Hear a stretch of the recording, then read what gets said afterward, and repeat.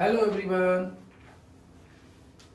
myself बिंदु प्रकाश, zoology teacher. आज मैं एक नया टॉपिक आपके सामने लेके उपस्थित हूँ और टॉपिक का नाम है glands of male reproductive system.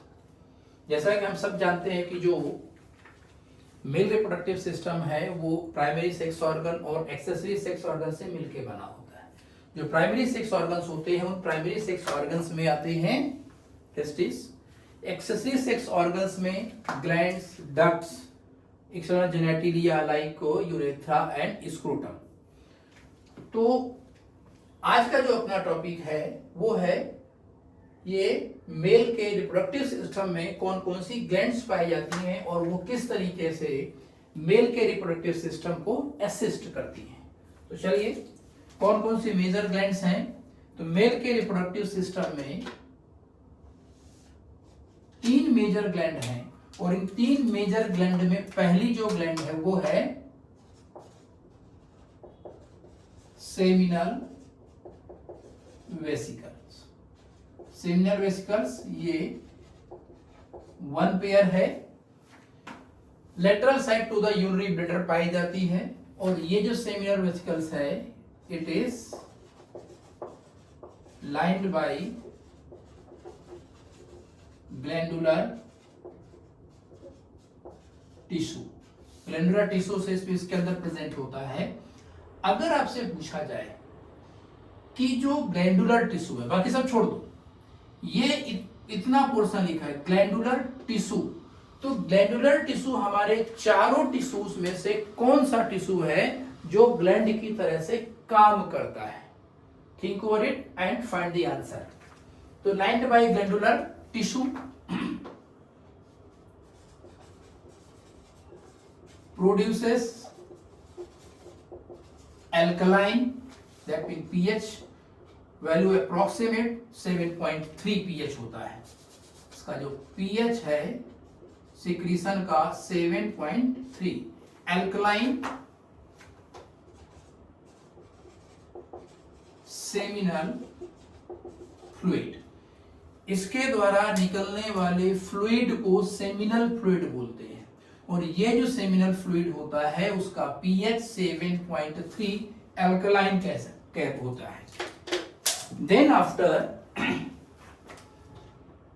Another, अगर बात करें कि ये सिक्रीशन है जो सेमिनल फ्लूइड है, इस सेमिनल फ्लूइड में क्या क्या चीजें प्रेजेंट हैं। तो जो सेमिनल फ्लूइड में प्रेजेंट चीजें हैं उसमें से सबसे पहले fructose, it is energy source. Fructose है एनर्जी सोर्स होगा। इसके अलावा citric acid, then after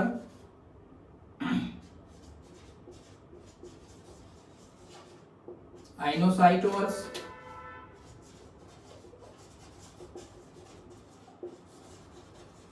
several enzymes, proteins,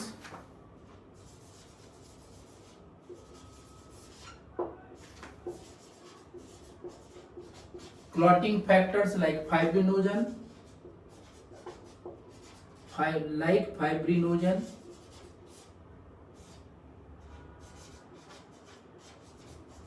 prostaglandins etcetera. ये सब चीजें सेमिनल फ्लूइड के में पाई जाती हैं।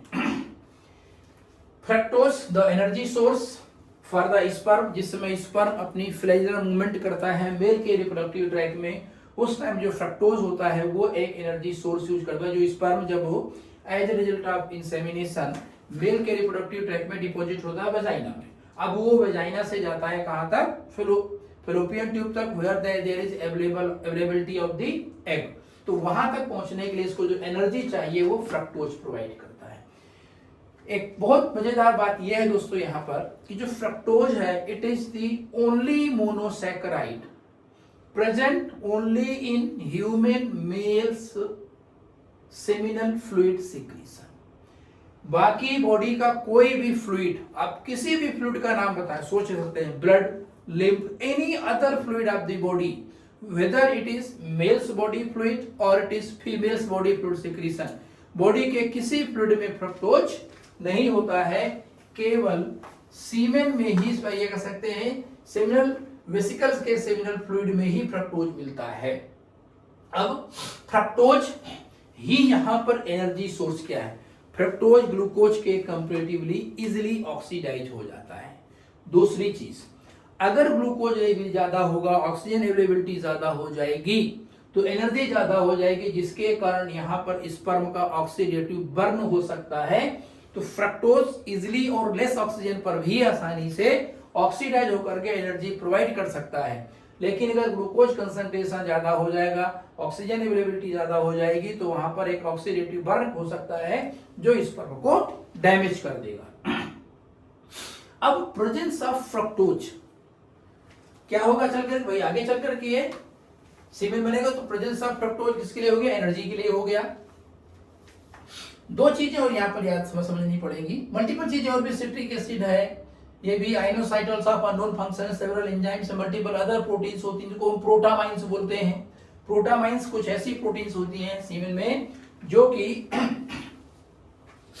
स्पर्म को मेल के रिप्रोडक्टिव सिस्टम में सप्रेस रखने का काम करती है, प्रोटामाइंस होते हैं। क्लॉटिंग फैक्टर्स या फाइब्रिनोजन, ये क्लॉटिंग फैक्टर फाइब्रिनोजन लाइक होते हैं, एग्जैक्टली फाइब्रिनोजन नहीं है। Very clear? क्लॉटिंग क्यों जरूरी है? एक्चुअली जिस समय मेल के द्वारा इंसेमिनेशन के रिजल्टेंट जो सीमेन वजाइना में डिपॉजिट होगा, तो जो सीमेन वजाइना में डिपॉजिट होगा वहां पर सेमिनल फ्लूइड और स्पर्म सिलेक्टली एक दूसरे के साथ कोलोग्राम के फॉर्म में रहेंगे, क्योंकि अगर वो लिक्विड स्टेट में होगा तो वो क्या होगा? बॉडी से बाहर आ जाएगा, फीमेल बॉडी के बाहर आ सकते हैं, और अगर वो फीमेल बॉडी के बाहर आ जाएगा तो फर्टिलाइजेशन नहीं हो पाएगा। प्रोस्टाग्लैंडिन्स ये कह सकते हैं कि स्पेसिफिक टाइप के लोकल हार्मोन टाइप केमिकल्स होते हैं जो माइल्ड पेरिस्टाल्टिक एक्टिविटी मेल के रिप्रोडक्टिव सिस्टम में भी कराते हैं और साथ ही साथ फीमेल के रिप्रोडक्टिव सिस्टम में भी कराते हैं।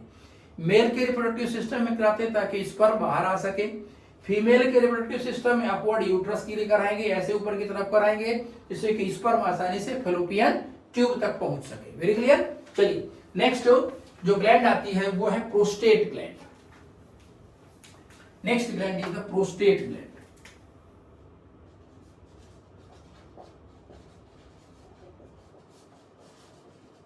प्रोस्टेट ग्लैंड ये केवल एक होती है, 1 इन नंबर है, below urinary bladder, urinary bladder के ठीक नीचे की तरफ पाई जाती है, एंड सराउंड्स यूरेथ्रा, ये यूरेथ्रा को सराउंड करती हुई ग्लैंड है। And one more thing, made of 5 lobes, 5 lobe की बनती है, छोटे छोटे 5 लोब्स होते हैं। जैसे कि मान लें कि यहां पर ये छोटा सा डायग्राम बना देता हूं मैं, ये हो गया यूरिनरी ब्लैडर। ओके, अब ब्लैडर से ये चालू हुआ क्या? यूरेथ्रा, ये यूरेथ्रा चालू होता है। तो इस यूरेथ्रा के चारों तरफ इस तरीके से ये एक ग्लैंड होती है, चेस्टनट शेप, चेस्टनट शेप ये ग्लैंड होती है। और ये चेस्टनट शेप जो ग्लैंड है जिसका हमने नाम दिया यहां पर प्रोस्टेट ग्लैंड। ये प्रोस्टेट ग्लैंड मान के चलिए कि 5 लोब में डिवाइड होती है, 5 लोब में डिवाइड है, और हर एक लोब इंडिविजुअली यूरेथ्रा में ओपन है। ऐसा नहीं कि सभी लोब पहले कॉमनली एक में मिलेंगे फिर जाके यूरेथ्रा में मिलेंगे, every lobe individually open into urethra through it's tubule. चलिए आगे देखते हैं। तो यूरिनरी ब्लैडर के नीचे यहां पर ये यूरेथ्रा के चारों तरफ पाए जाने वाले सिंगल चेस्टनट शेप्ड एक ये ग्लैंड होती है, सिक्रीट्स मिल्की कलर फ्लूइड, ये एक मिल्की कलर फ्लूइड सिक्रीट करती है ये, और ये जो मिल्की कलर फ्लूइड होता है यही fluid add milky colour to semen. Semen का जो मिल्की कलर है वो यही फ्रूट देता है। इसके बाद और क्या इसमें इंफॉर्मेशन है? अच्छा जी,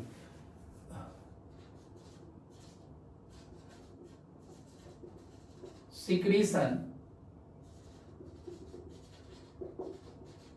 contains calcium ion, phosphates,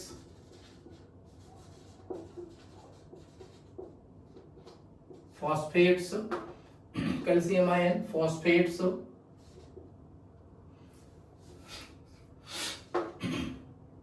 then after here you can get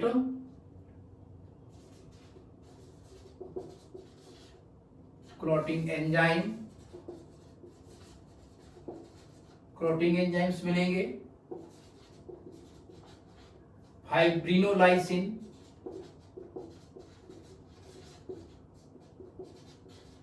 फाइब्रिनोलाइसिन मिलेगा,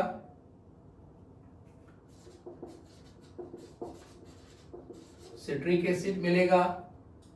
बहुत सारे कंपोजिशंस यहां पर हमको इसमें देखने को मिलते हैं जो कि प्रोस्टेट ग्लैंड के सिक्रीशन में पाए जाने वाले होते हैं। ये कंपोनेंट्स होते हैं इसके अंदर प्रेजेंट होंगे।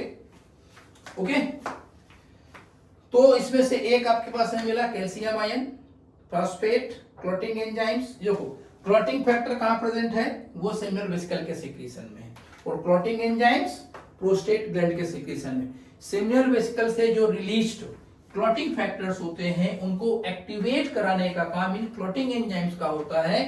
तो क्लॉट के लिए इसेंशियल जो फैक्टर हैं वो सेमिनल वेसिकल में है। उन फैक्टर को एक्टिवेट करने का एंजाइम मिलेगा हमको कहां पर जाकर के? वो मिलेगा प्रोस्टेट ग्लैंड के सिक्रीशन में मिलने वाला होगा।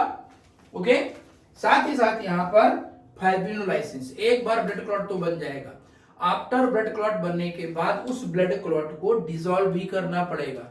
तो लगभग इंसेमिनेशन के 5 to 10 मिनट के लेटर ये पहले तो क्लॉट बनेगा। सबसे पहले जैसे इंसेमिनेशन होगा पहले तो क्लॉट बनेगा, आफ्टर दैट अब क्लॉट का डिसोल्यूशन होगा so that sperm can be set free. और जब स्पर्म ये फ्री हो जाते हैं तो दे इजिली असेंड अपवर्ड्स, और ये अपवर्ड असेंड करके कहां तक पहुंचेगा? फैलोपियन ट्यूब तक पहुंचेगा। यहाँ पर ये सिट्रिक एसिड प्रेजेंट है, और ये जो सिट्रिक एसिड होता है ये भी एक एनर्जी सोर्स होता है। This citric acid directly inter into the Krebs cycle and start producing energy. Fructose तो काम करेगा, साथ में जो सिट्रिक एसिड होता है वो भी काम होता है। इसका क्या काम करना? ये सिट्रिक एसिड भी क्रेब्स साइकिल को स्टार्ट करके एनर्जी प्रोवाइड करने का काम करेगा। देन आफ्टर तीसरा जो कंपोनेंट होता है, जो तीसरी जो ग्लैंड होती हैं वो होती हैं बल्बो यूरेथ्रल ग्लैंड्स और Cowper's gland. Bulbourethral glands are the Cowper's gland, और ये कितना है? 1 पेयर होता है। ये भी एक पेयर 1 पेयर सेमिनल वेसिकल्स होती है, 1 पेयर बल्बो यूरेथ्रल ग्लैंड होती है। जबकि प्रोस्टेट ग्लैंड सिंगल है। क्वेश्चन कभी आता है कि which one of the following glands in the male reproductive system are paired, तो पेयर्ड में एक ये ग्लैंड होगी और एक ये होगी, ये वाली अनपेयर्ड होगी। चलिए, जो बल्बो यूरेथ्रल ग्लैंड है, this bulbo urethral gland located lateral to membranous urethra।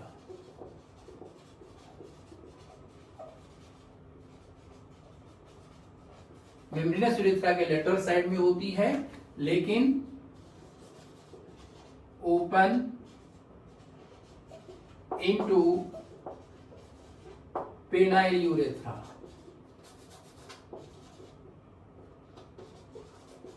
खुलती है पेनाइल, बन की जो डक्ट होती है वो पेनाइल यूरेथ्रा में ओपन होती है। दिस जो ग्लैंड्स हैं secrete clear alkaline, यहां अगर इसके हम pH की बात करें तो वो लगभग 7.2 के आसपास फ्लूइड निकलता है। क्लियर फ्लूइड का सिक्रीशन होगा।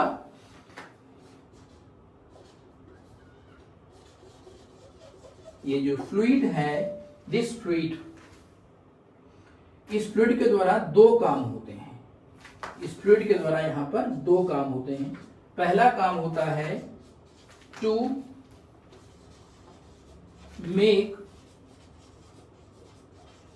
यूरेथ्रा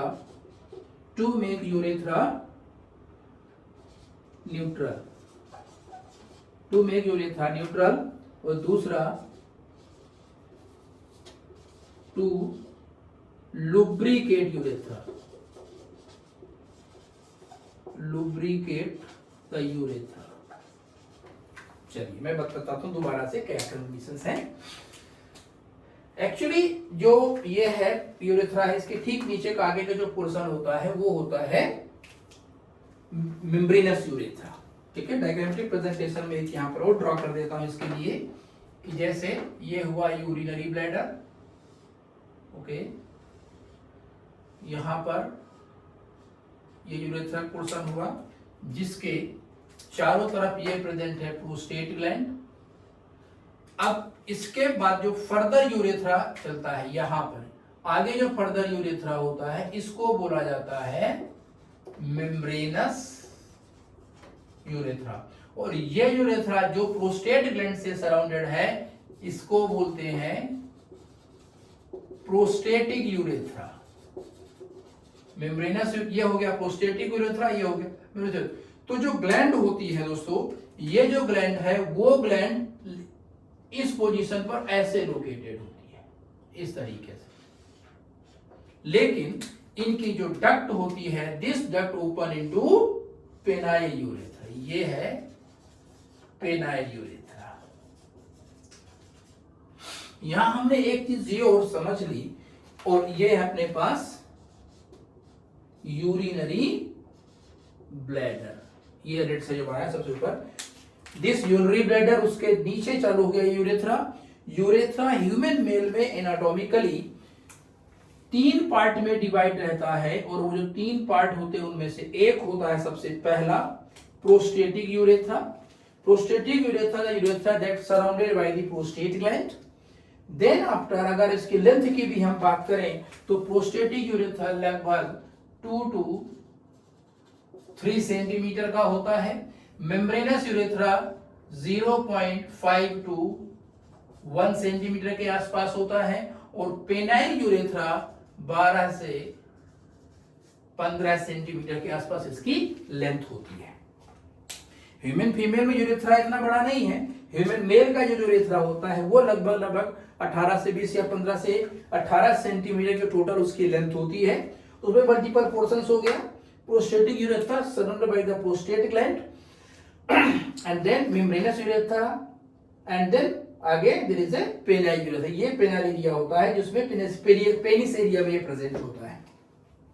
तो यहां पर ये जो ग्लैंड हम देखते हैं, this is known as bulbourethra glands, or you can say Cowper's gland. ये है काउपर्स ग्लैंड होती है। इन काउपर्स ग्लैंड के द्वारा एल्कलाइन लुब्रिकेटिंग फ्लूइड निकलता है। तो फंक्शंस के फॉर्म में 2 चीजें फंक्शन मैंने लिखे हैं यहां पर। One of them is to neutralize urethra. देखिए, ह्यूमन मेल में जो यूरेथ्रा है वो एक कॉमन पैसेज है for both urine and semen. अब यूरिन का पीएच कितना है? एवरेज पीएच की बात करूं तो जो एवरेज पीएच है वो लगभग 6 होता है। मींस वो एसिडिक इन नेचर है, और एसिडिक इन्वायरमेंट एंटीमाइक्रोबियल है, या ये कह सकते हैं कि जो एसिडिक इन्वायरमेंट होता है वो लाइफ को सपोर्ट नहीं करता। तो जब वो रिप्रोडक्टिव इवेंट के टाइम पर यहां से सीमेन भी पास होगा, तो यूरेथ्रा इनिशियली कैसा है? एसिडिक है, क्योंकि कभी यूरिन पैसेज हुआ होगा तो यूरेथ्रा का जो नेचर होगा वो एसिडिक होगा, और इसी एसिडिक यूरेथ्रा से अगर सीमेन का पैसेज होगा तो सीमेन में प्रेजेंट स्पर्म डेड हो सकते हैं, मींस ये एसिडिक इन्वायरमेंट स्पर्मिसाइडल होता है। तो अगर ये स्पर्मिसाइडल यूरेथ्रा रहेगा तो स्पर्म सर्वाइव नहीं करेगा, मतलब फर्टिलाइजेशन होने के चांसेस खत्म हो सकते हैं। इसलिए नेचुरली एक ये ग्लैंड बनी, और ग्लैंड बनी कौन सी, यहां पर बल्बो यूरेथ्रल ग्लैंड, जिसका काम हुआ कि वो just before ejaculation, that mean just before the passage of semen through the urethra, इसको न्यूट्रलाइज करे, मींस जो एसिडिक नेचर है उसको न्यूट्रलाइज करे। दूसरा काम क्या है, लुब्रिकेटिंग यूरेथ्रा। जो यूरिन का जब पैसेज होता है तो यूरेथ्रा स्लाइटली रफ हो जाता है, मतलब उसकी स्मूथनेस में कमी आ जाती है, और जब स्मूथनेस में कमी होगी या रफनेस रहेगी तो जो स्पीड ऑफ इजैकुलेशन होगा वो स्लो हो जाएगा, तो जो सीमेन है वो कुछ ना कुछ यहाँ रुक सकता है, पूरा पास नहीं हो सकता है।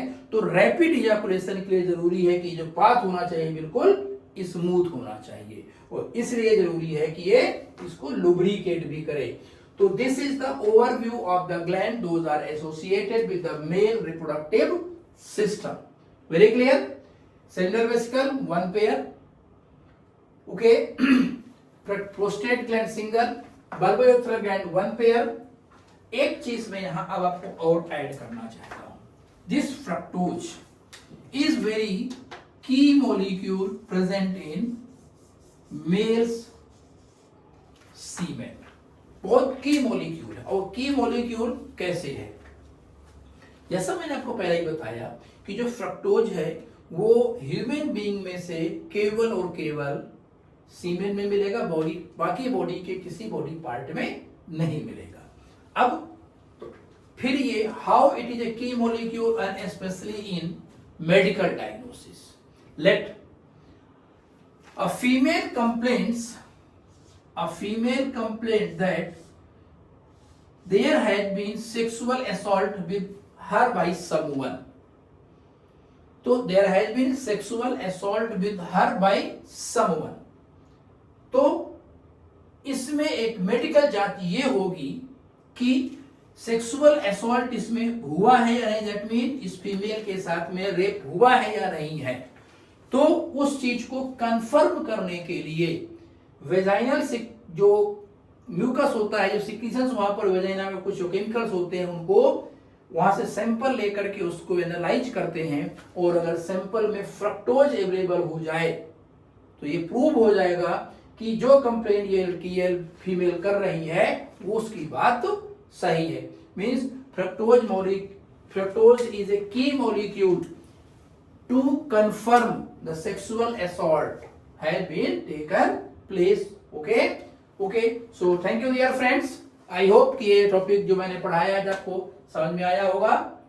कोशिश करें कि ज्यादा से ज्यादा पढ़ें, कनेक्ट करें, चैनल को सब्सक्राइब कर लें, दोस्तों को शेयर भी कर दें। Very clear, thank you so much, God bless you.